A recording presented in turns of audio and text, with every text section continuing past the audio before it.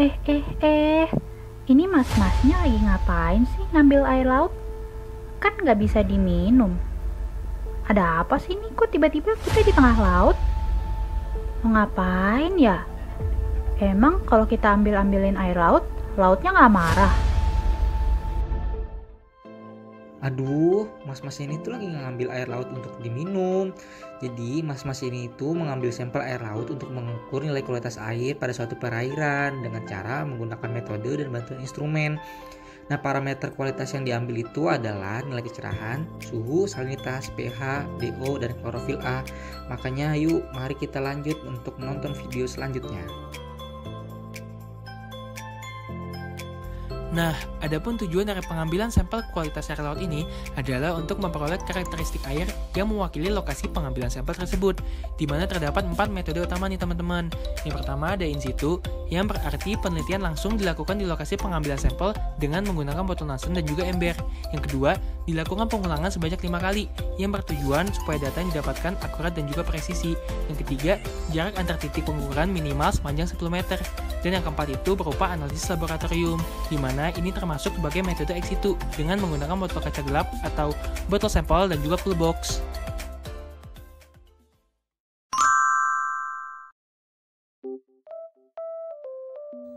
Nah, teman-teman, kenal lebih jauh yuk tentang water sampling.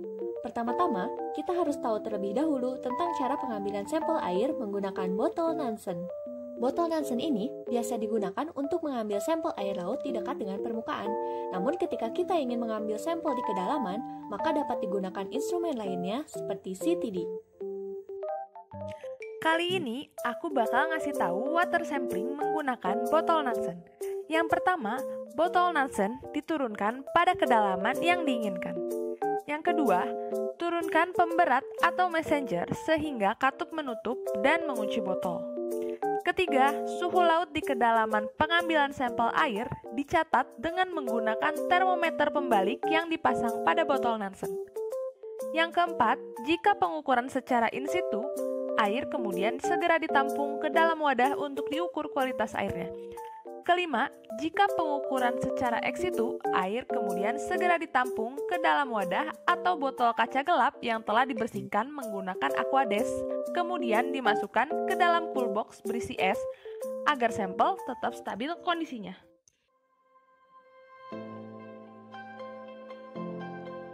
Untuk sampel air laut sendiri terdapat beberapa parameter yang dapat diukur, seperti pH yang menyatakan tingkat keasaman atau basa yang dimiliki oleh suatu zat, larutan atau benda yang dapat diukur dengan pH meter atau kertas lakmus. Ada juga suhu yang merupakan ukuran derajat panas atau dinginnya suatu benda yang dapat diukur dengan termometer. Ada juga salinitas, yaitu tingkat keasinan atau kadar garam terlarut di dalam air yang dapat diukur dengan refraktometer. Ada juga DO, yaitu total jumlah oksigen yang ada terlarut di dalam air yang dapat diukur dengan DO-meter. Ada juga kecerahan yang merupakan tingkat transparasi perairan yang dapat diukur secara visual dengan CCDs. Ada juga klorofil A, yaitu salah satu pigmen fotosintesis yang paling penting bagi organisme yang ada di perairan yang dapat diukur dengan cara ex situ. Untuk pH, suhu, salinitas, DO, dan kecerahan dapat dilakukan pengukuran secara in situ atau di tempat. Seperti itu. Oh, ternyata begitu toh. Ternyata kita ngambil air laut itu untuk sampling macam-macam parameter yang bisa ngebantu kita nentuin kualitas air suatu perairan. Wah, makasih ya penjelasannya teman-teman. Aku jadi ngerti deh akhirnya. Hehehe. Yuk, aku udah gak sabar nih buat nyoba sampling air laut.